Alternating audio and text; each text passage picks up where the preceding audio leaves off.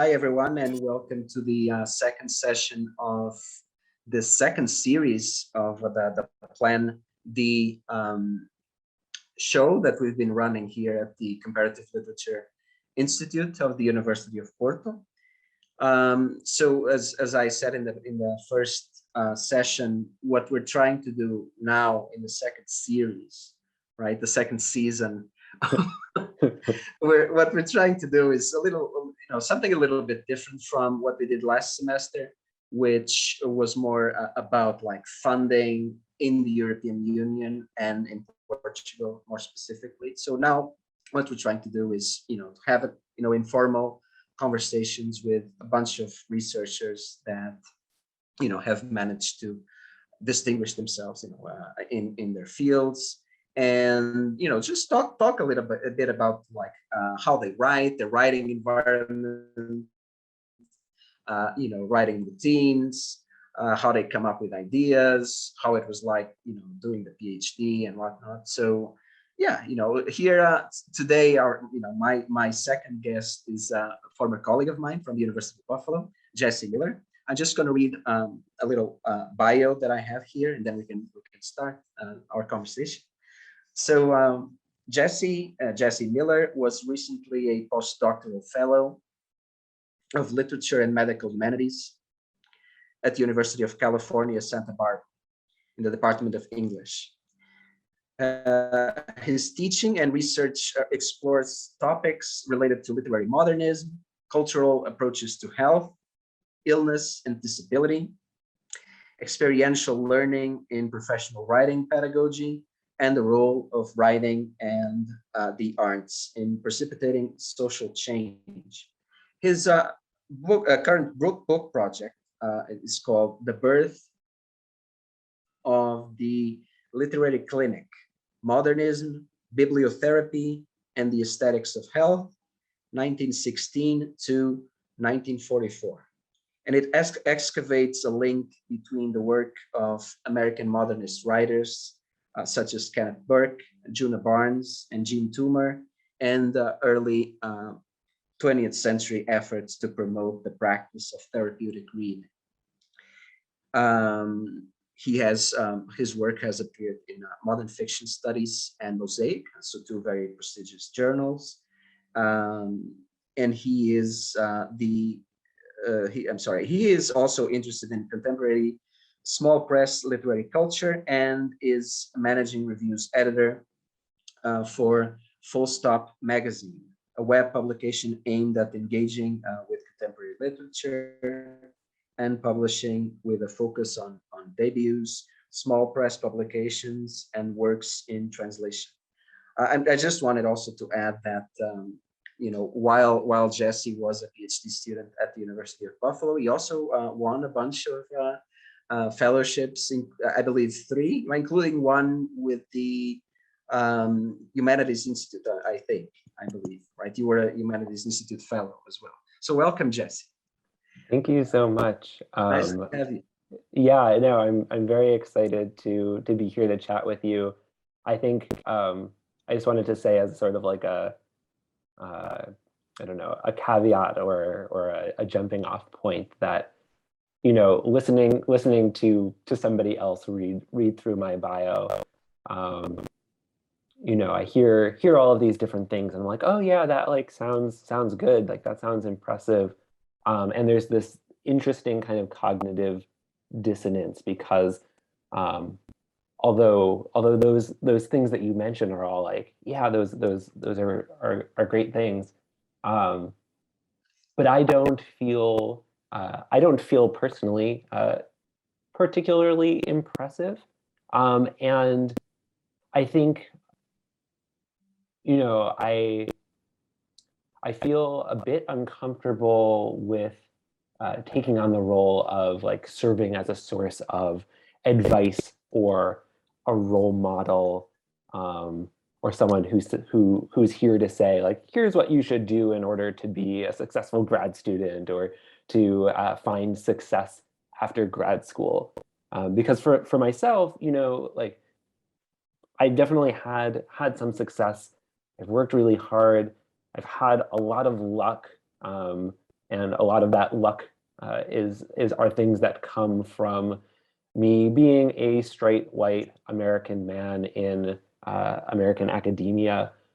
But yeah, even with all of that, my path from grad school to the academic labor market is definitely not played out in the way that I hoped or imagined when I started out in grad school, and hasn't really played out in the way that it should. And I'm saying this as somebody who currently has a full-time job at a university. Lots of my friends who we went to grad school with, who I think are much better academics than I am, have struggled a lot more than me to find steady work to support themselves teaching and doing research. Which is all to say that, I'm really looking forward to our conversation and hope that some of the things that we talk about will be useful. But I think that maybe even more than any particular advice that I have to give, I think my experience maybe serves as a useful example of how broken the system is. The fact that secure full-time work teaching and studying literature is extremely rare and elusive, even for someone with all of the structural advantages in their favor. And as someone who studies self-help discourse and therapeutic discourse, I think I'm extra aware of the way that we are taught to place kind of blame or responsibility on ourselves as individuals when we don't succeed, if we don't get the particular academic job that we're kind of have in our heads that we're shooting for. And I think there's a certain brand of academic self-help that kind of, pitches itself as, if you do these things, if you change yourself in these ways, then you could be successful. But only if you do, these things that I advise for you. And I think it's really important to remember that, following that kind of advice and doing those kinds of things isn't necessarily or isn't even likely to be the thing that leads to your success. Like making minute changes in your job cover letter over and over again, that's not the reason why you're not getting the job. And so I think it's just important for folks who are listening just to remember that if you are struggling as a grad student or as an early career scholar, just to remember that those struggles that you might be experiencing, they're not about a lack or a deficiency in yourself. It's part of the academic system as it currently exists. So just as a caveat to whatever we might talk about today. No, that's really useful and that's wonderful. Thank you very much for that, Jesse. Because I mean, in any case, what I hope that people get out of these conversations, in any case, more than getting advice from any of you or from me, right? This is just so we see what other people have been going through, the way they approach research and whatnot, sort of to demystify this right, the whole idea of how you write a dissertation and whatnot, right? It's we're real people, right? So when we have all of these routines or whatnot that or all of the work that's behind, as you said, all the accomplishments is maybe less interesting or less spectacular than it might seem, as you were suggesting as well, right? So totally. absolutely.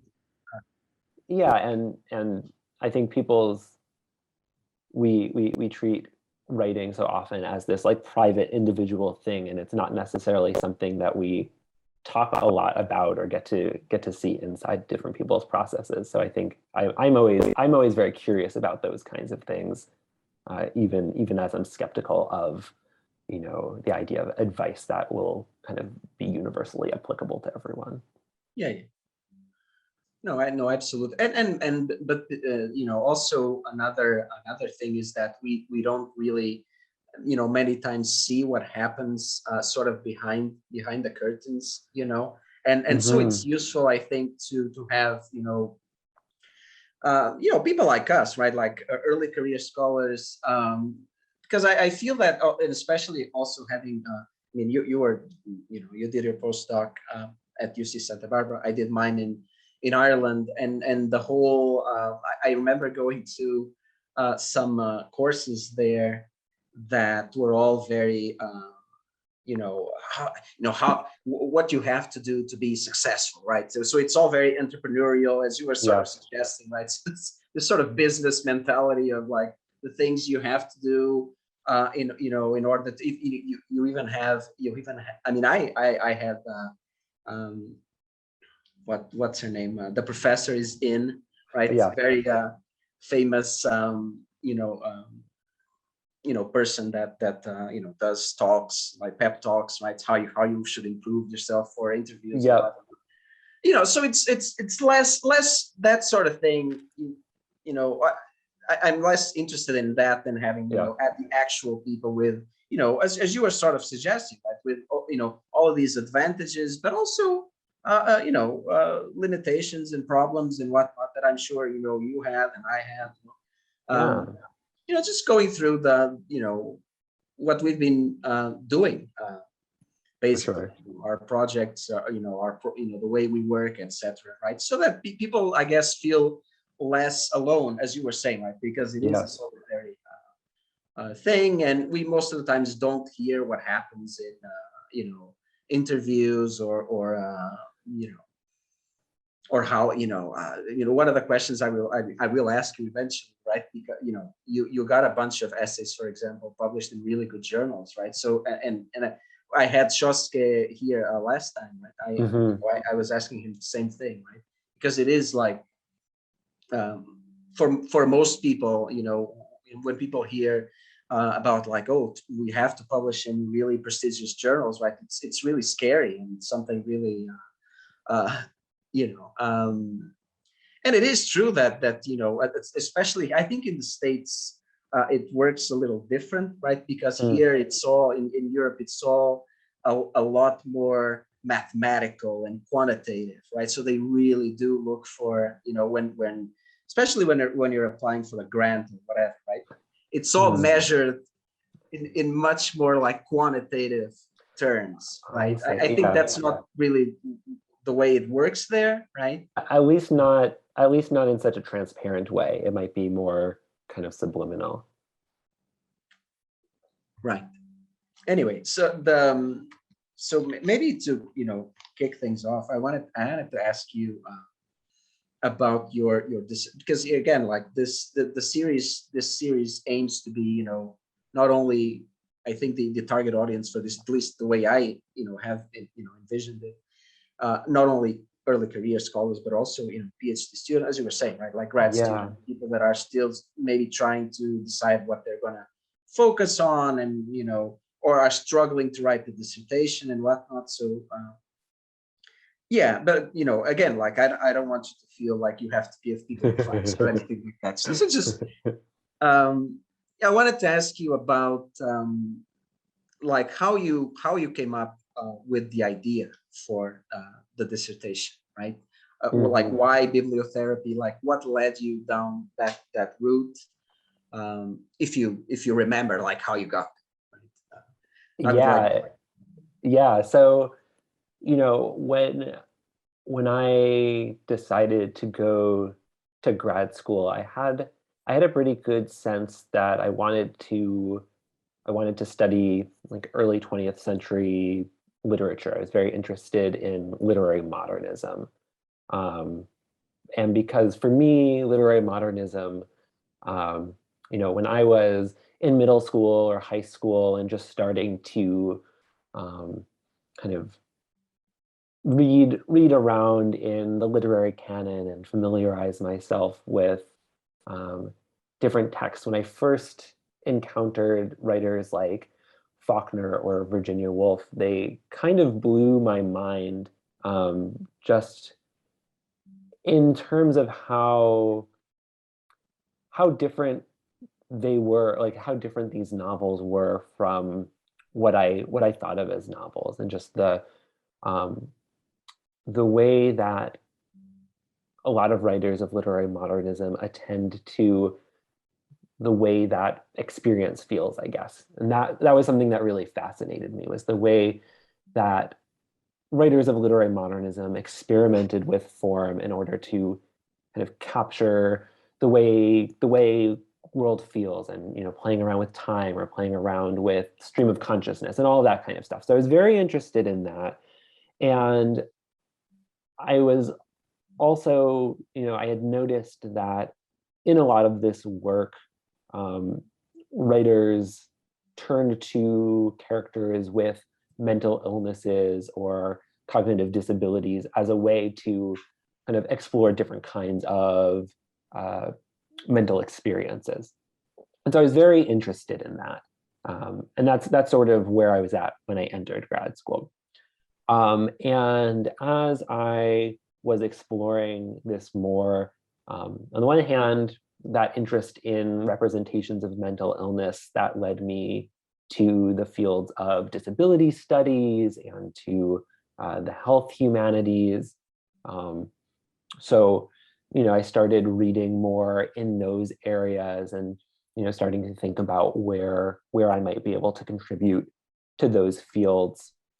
And at the same time, another thing that I got really interested in, I'm thinking now, like the first couple of years of grad school, as I was still, taking courses, I got really interested in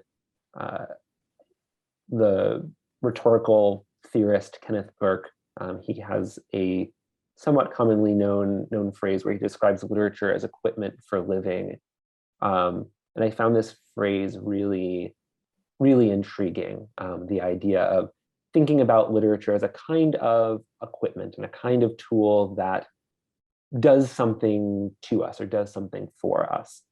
And so sort of thinking about these two things simultaneously, and something that I noticed as I was looking at what other scholars were writing about is there was a lot of people writing about like representations of mental illness in literature, representations of madness in literature, but not very much that I could find about like the relationship between literature and mental illness, not just in terms of how it's represented within literature, but like what role does literature play in relationship to mental illness and mental health and institutions of mental illness and health. And that's sort of how I found my way to bibliotherapy, which is the use of literature as a tool to impact people's mental health or emotional well-being. And luckily for me, I guess, bibliotherapy as a field began to emerge at the beginning of the 20th century in the United States, which is precisely kind of the area of literature that I had been studying. And so I kind of started on my path both of trying to uncover the history of bibliotherapy, which when I started my dissertation really hadn't been written about very much outside of psychiatry and psychology and library studies. So really very little in history or literary studies about bibliotherapy. So not a lot of resources for me to draw on there. So starting to try to gather, like figure out what that history was all about. And as I was doing that, looking for interesting connections between that history and literary history. And that's sort of what got me started. And then, but just ask you more specific, because I know that, I mean, we were both in a history of science and medicine course, yeah, together. But what was it? like sort of a fortuitous or serendipitous find in terms of like how you arrived at bibliotherapy? Was it something that you just came across, like maybe all of us, all of a sudden, or yeah. So it's know. I wish I had like a fun like sexy story about it, but really it was sort of a mundane thing where I was sitting in front of my computer, just typing things into Google like I do, and I was like, okay, I'm interested in books and I'm interested in therapy. So I was like, okay, books, therapy, like bibliotherapy. And I just sort of like, I typed in bibliotherapy into Google without knowing that it was a thing, just kind of curious what would come up. I typed it in and it was the thing. So it was just a kind of an accident of, playing around with different search terms and seeing what was out there. And when I found it, I was like, oh, wow, like this looks really interesting. There hasn't been very much written about it. I'm going to keep thinking about this. Yeah, that's so it was kind of serendipitous in that sense. Like all of the stuff that I was telling you before was a preparation for it, and sort of like gave me the kinds of the interest in the kinds of questions that would lead me to find bibliotherapy interesting when I discovered it. But I didn't go out specifically already knowing like, oh yeah, bibliotherapy is a thing that I want to study. Yeah, no, I mean that does seem like as you were saying, right? Like you already have these interests, and they eventually congeal, right? Like, or yes. with the help of this concept or this term, right? Yes. Like I just to add that I had a similar trajectory kind of in my own dissertation, because I was interested already in the way that poets were playing around with science, and especially contemporary poets doing fun things with bio art and whatnot. But it was interestingly, it was like a course that I audited. It wasn't even a course that I took, right, in romanticism, right? Like that, like, and a specific book actually that studied, that was all about like how romantic poets were taking things from contemporary science as well. Right? I was like, oh, okay, then maybe I could do something with this, right? Something like this with contemporary, but kind of 20th century, taking it to the 20th century or the 21st it was century.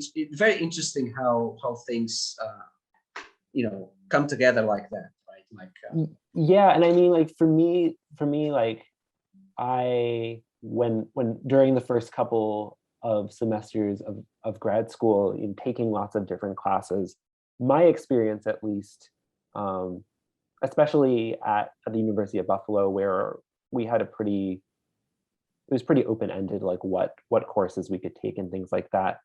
But I definitely found for myself, I was taking just things that seemed interesting to me without necessarily, not stuff that's all closely interrelated, or not stuff that was all within my specific field.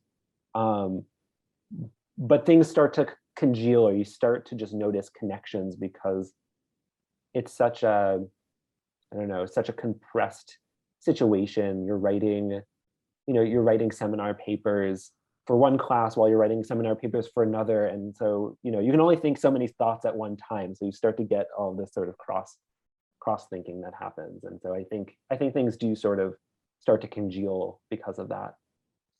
I do just an aside to say that I do think we were and not to to make or to start comparing the American system and to the European system or something like that. But I do think we were very lucky, as you said, to sort of be able to play around with all these different fields and whatnot. Over here, I think, because I now I'm also working with graduate students myself over here, and there's sort of like already expected to come up with an idea for the dissertation without really having gone through that more exploratory process. And I think in the I believe in the UK, it's also a similar system, right? You don't really shop around, right, for courses like we kind of did. But that I think really helped, right? So one thing I'm there's a student that I'm currently advising, right? So and he already, right, according to the calendar of the university, right? Like he's already supposed to have an idea for his thesis, like in a couple of weeks. And I'm like, no, that doesn't make any sense, right? Like you need to have, some time to sort of fool around and because otherwise, I mean, the sort of more, creative side of things that we were sort of describing, right? You kind of have to do that, right? Because otherwise it's no fun, right? It's not fun to do research and totally. And I think also, at least for myself, I started the PhD program without having an MA prior to that. And so I was coming from undergrad into a PhD program, which meant like I hadn't had the time to do that exploring in an MA program. And especially like I didn't really have a great sense of, what professional literary discourse was like. My undergrad experience was great, but it was very, it wasn't necessarily very embedded in like reading a lot of secondary sources and that kind of thing. It was much more, a lot of close reading and writing essays based on close reading, but not a lot of engagement with secondary research. And so I didn't have even a very good sense coming into my PhD program of like what fields were, what kind of questions they were asking, what was important. And so for me, I definitely needed that exploratory period. Yeah, no, absolutely. Yeah.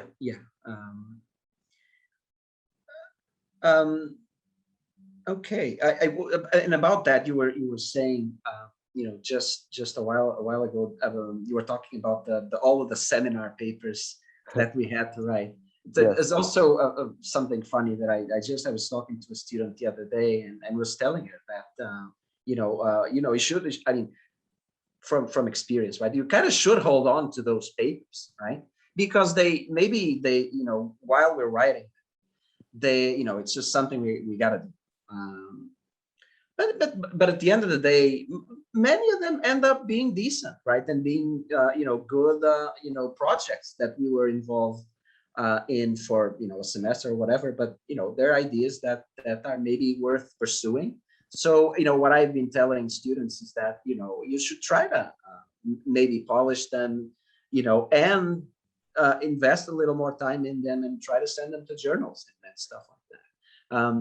And this to ask you, the question here for you is, were you something I asked Shosuke as well last time, right? Did you have like a backup project, right? Did you have other projects that you thought that might also work, right, as a dissertation topic while you were taking seminars and whatnot? Yeah, so I definitely, when I was taking seminars and writing seminar papers, I was sort of thinking about them as spaces to test out thinking towards a dissertation topic. So as I was writing them, I was sort of like, okay, like here's an idea that is kind of interesting, or here's some questions that I've been preoccupied with. So let me try them out in this 12-page paper and see what happens. And sort of like letting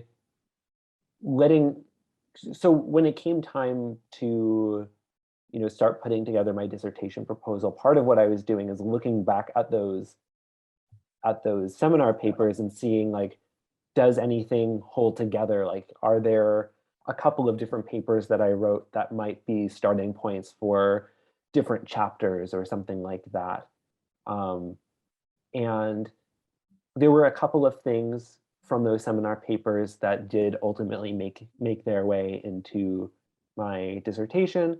And there are other things that I thought were really interesting, but that were not related to the dissertation topic, but that I've held on to and still think about. And, you know, there's like one thing that I wrote for a seminar that I've since been working on for years, trying to turn it into something publishable that is just a sort of a different project about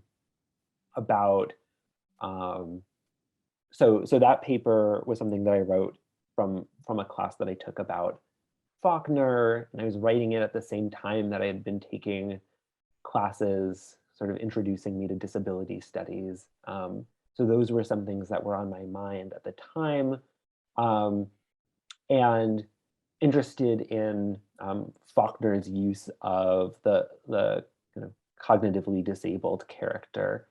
And in that paper, focusing not on the sound and the fury, which is sort of where he famously represents the sort of the internal mental experience of Benji, the cognitively disabled character from that book, but a later novel by Faulkner called The Hamlet, that also has a cognitively disabled character. And I was really interested in the differences in style between these two books, and where in The Sound and the Fury, it's all about this stream of consciousness thing, whereas in Hamlet, there's this interesting kind of like almost an opacity around not just the cognitively disabled character, but really all of the characters. There's this kind of like, you can't see into the minds of characters. And that was something that was really interesting to me, and has been, so I've been like struggling to turn this into a coherent academic paper. I have a very hard time writing academic papers. I find writing the dissertation or working on my book project much easier than writing papers for journals, just because they have to be so kind of tight and focused. Right. But anyway, so I've struggled with it a lot. I submitted it somewhere, revised it, resubmitted it, got it rejected, and since then I've just been kind of holding on to it and playing with it. And sort of just like trying to, I feel like when I started the paper, there were like, you know, questions that I was interested in and these topics I was interested in, but I feel like I wasn't really, I'll say I wasn't smart enough. I didn't have enough information, or I hadn't really read enough to understand the topics that I really wanted to write about. And so part of writing the paper has been just like trying to teach myself the things that I need to know in order to write the paper that I sort of imagine in my head. And I imagine at some point that might lead to another book project, or at least another kind of set of pieces around modernists' explorations of opacity as a kind of flip side to what we usually think of, which is like modernism and the inward turn and being able to see inside the minds of characters. Because I think that's something else that modernists play with, and especially, you know, around characters who are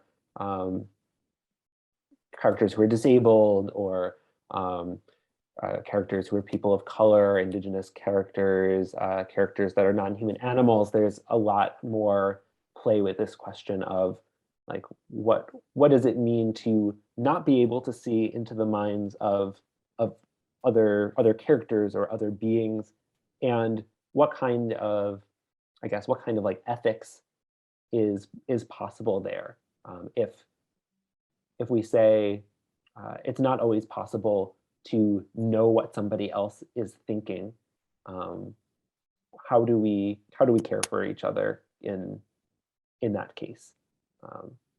And so these are sort of some of the thoughts that have been swirling around. And this, to say, like, all came out of a seminar paper that I wrote in a couple of weeks and have just been sort of like spinning out on for years since.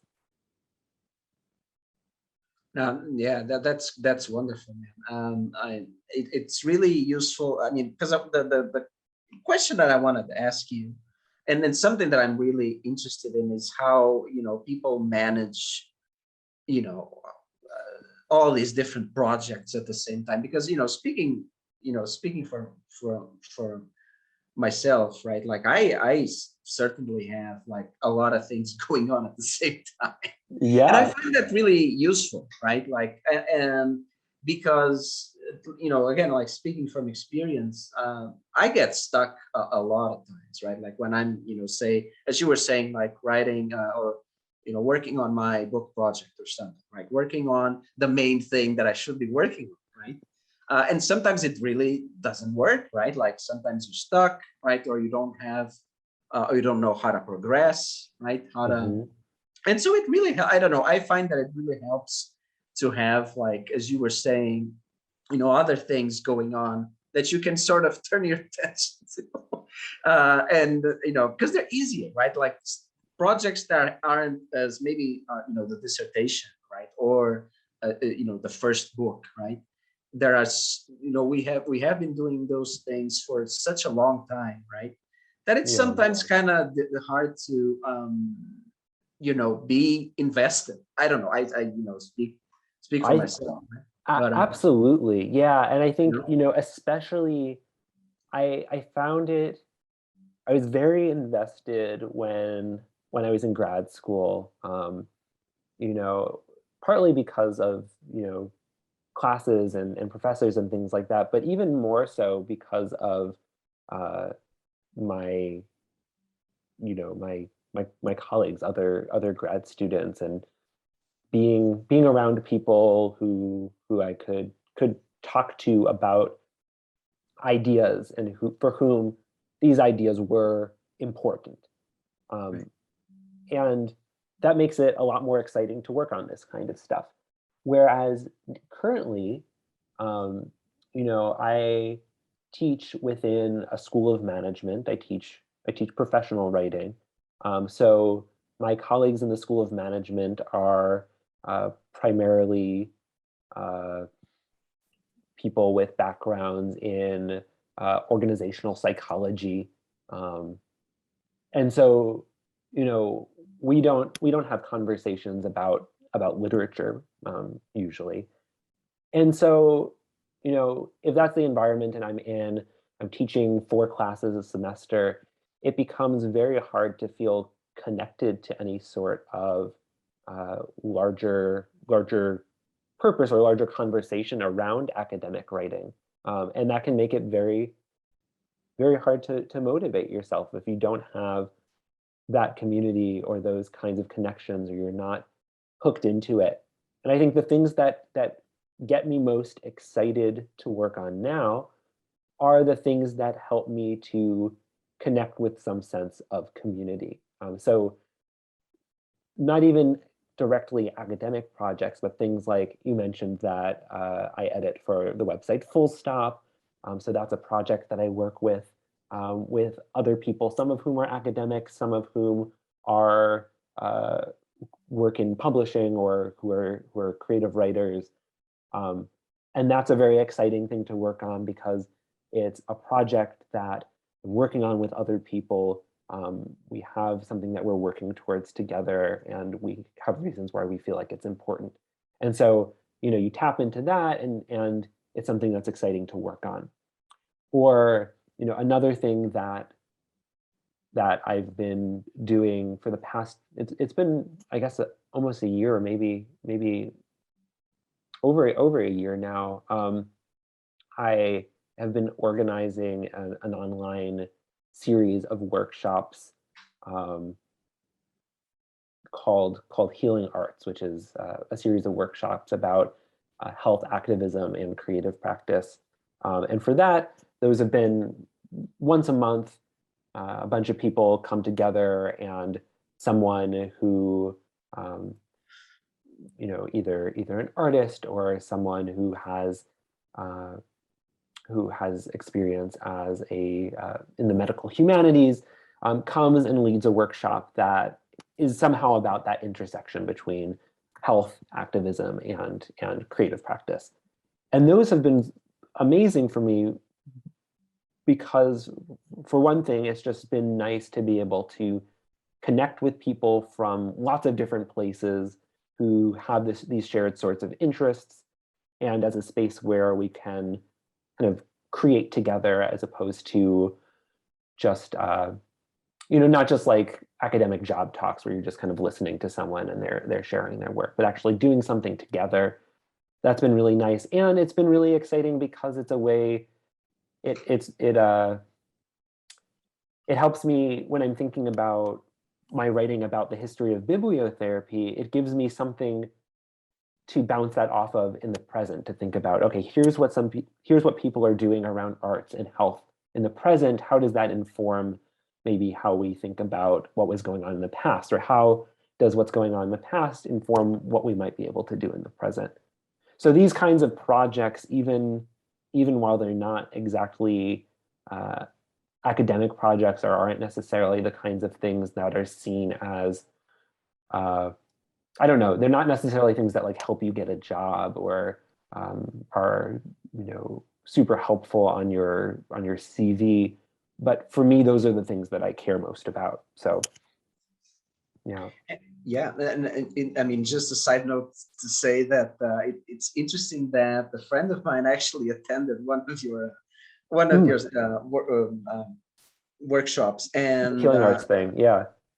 Was saying, oh, this is really cool, and I was like, no, I know who Jesse is. I went to school with him. I know he's been doing that, so very interesting. Oh, that's awesome. Yeah, no, I mean, I to sort of jump off of what you were saying, doing collaborations and whatnot. I mean, that's something that I really enjoy. I mean, I really enjoy doing myself, right? Like, not only, I mean, as you probably noticed, I mean, I've been doing, this series, but there's also another one I do, in which we invite a poet to come read, right, and yeah. then we ask him a bunch. And I've been doing that with a bunch of friends, right? Yeah. Basically from the world of poetry scholarship or whatever.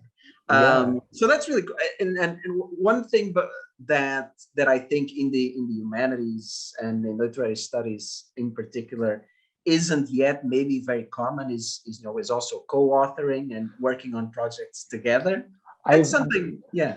It's something that I've been thinking a lot about, because as I've been recognizing, like, oh, the things that I like doing the most are things that I do with other people.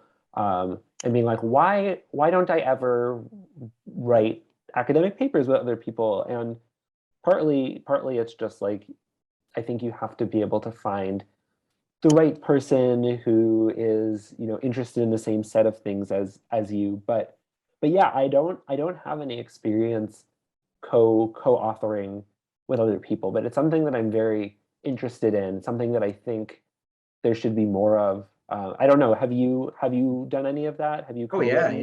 I have done a few actually. Yes, and how have you found it?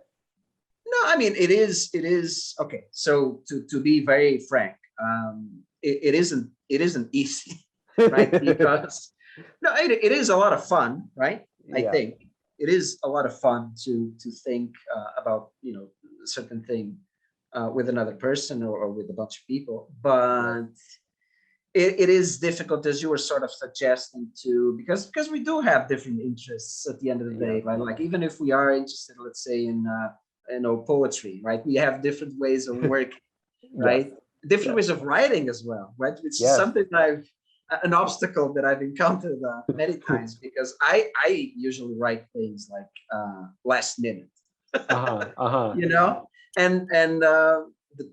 people that I've done one article with Daye. I think Daye from our Yes. here as well, right? And she writes in a very like she writes every day, you know, and Yes. write different sections of the paper at the same time. And I really don't work like that, right? Yeah, Because yeah. I try to write the whole thing, right? Like maybe Just you know, straight through.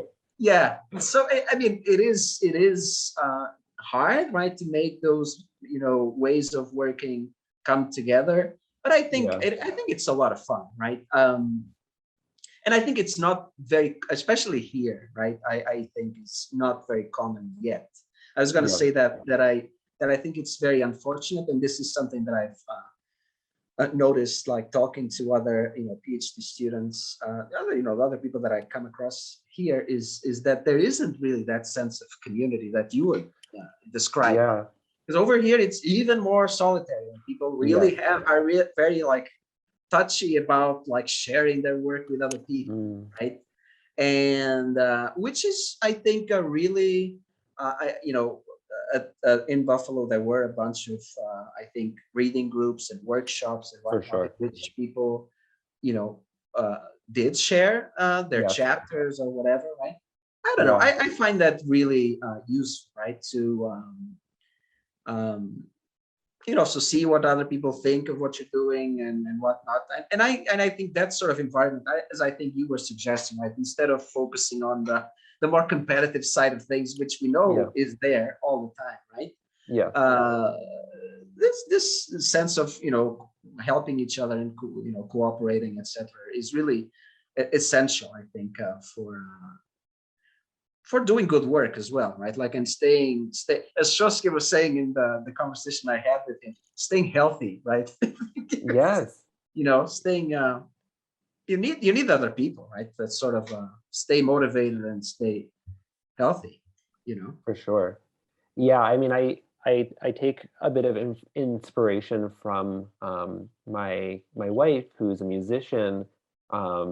She's an oboist who regularly auditions for jobs in orchestras, and at these auditions, you know, there's you know, a kind of like a set of people who show up for these auditions and take these auditions. And you know, there are people who she went to undergrad with or grad school with, or who she's become friends with along the way. And so, you know, you have these people who are showing up at auditions who are in a very direct way competing with one another for, you know, one position. And yet, I'm always so impressed at how they are able to kind of bracket that competition side of things away, and they can, you know, be excited about the opportunity of getting to see each other at these occasions, and with, I think, with a sort of understanding of uh, how sort of at that level of ability, who gets the job is a bit of you know, it's a mixture of chance and whatever kind of weird combination of things the selection committee is looking for. And it's the same thing, I think, for us in academia, which is like, you know, at a certain level, people, you know, all of the research that all of these people are doing is like really interesting and really important and unique in its own way. And it's not, I don't know, there's not, it's not worth trying to think about it in terms of competition. I think there's too, as people applying for jobs or applying for grants, there's too little that we can do to kind of game the system, I think. And at a certain level, again, it's about, you know, what are the specific things that the search committee is looking for. And so I think if we can acknowledge that and take a less competitive view towards one another, it leaves a lot more space for conversation and collaboration and just like being part of a community of people who cares about literature more than anybody else in the world, right? Like lots of people don't have any idea why one would spend their time doing this, and so we might as well enjoy the company of people who do care. Right. That's true. Absolutely, yeah. one thing, so maybe to wrap it up, one Yeah. thing I wanted to ask you was, if there were, I mean, this something I asked Shosuke as well, right? Like, if, retrospectively, when you started the PhD, and especially since you were saying you didn't come in with the MA, right? Yeah. So you were probably, you probably felt even less prepared when you got in the program. But one thing I wanted to ask you is, like, retrospectively, what did you wish you had known, right? Like, when you started, that might have made things easier now, right? Like, as a grad student, what do you wish you had known? Like, what kind of information you wish was available to you right then? Yeah. So the first thing that comes to mind is not necessarily like a thing. It's not even a thing that somebody could have told me, but like, I wish that I had known that the field that I decided to focus on, which was modernism, I wish I had known that that would not exist as a field by the time that I graduated. Because essentially what I found between when I started grad school and when I went on the job market is there just literally aren't jobs in that field anymore. Like, it just doesn't, people still write about modernism, but they don't hire in it. And so I sort of wish I had known that ahead of time so I could have, focused my work a little bit more towards a field that still existed. So that would have been nice to know. But that's not, I mean, that might not be particularly helpful to anybody else. No, I mean, let me just jump in to say that no, actually, I was telling him, a student that I'm advising now, precisely to look at the jobs, Yes. look at the job market and see, right? Yeah. Sure, you want to decide, what you want to pick a topic that really interests you, but at the end of the day, be also practical and look at the job market now, and so that you don't regret it later. It's because what you're describing, I mean, to me, I didn't know, like, when I started the PhD and started focusing on contemporary poetry and whatnot. I also didn't know that there weren't jobs for that, or I didn't know, for example, that normally those jobs also have a creative writing component, Right. which I don't do. I'm not a creative writer, and I'm not a poet, right? So that would have been nice to know, right? So it is useful to maybe even those, I feel that even talking to PhD students now, like colleagues of mine now, I think that they don't really care about that, right?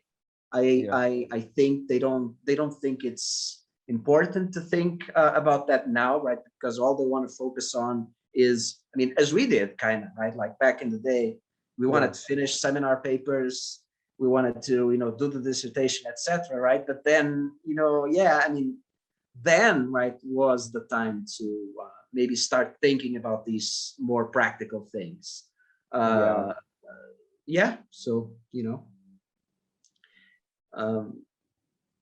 would have been nice to know that, and that the job market was so competitive, right? Which I have no idea, right? Like, I went into the PhD program thinking it was all like gonna be milk and honey at the end of the day. So and I mean, I feel a bit conflicted, because I do think it would have been very useful for me if I had, in my first year of grad school, spent some time looking at job postings and getting a sense of what jobs actually exist and like what kinds of things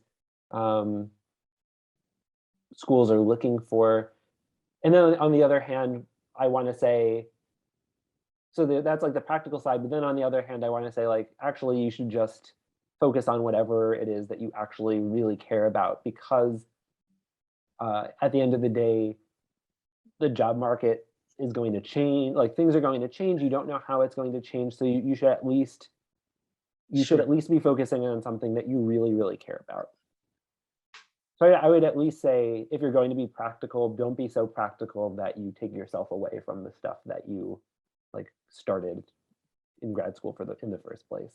Right. Yeah, absolutely. Yeah, true. All right. Thank you very much, Jesse.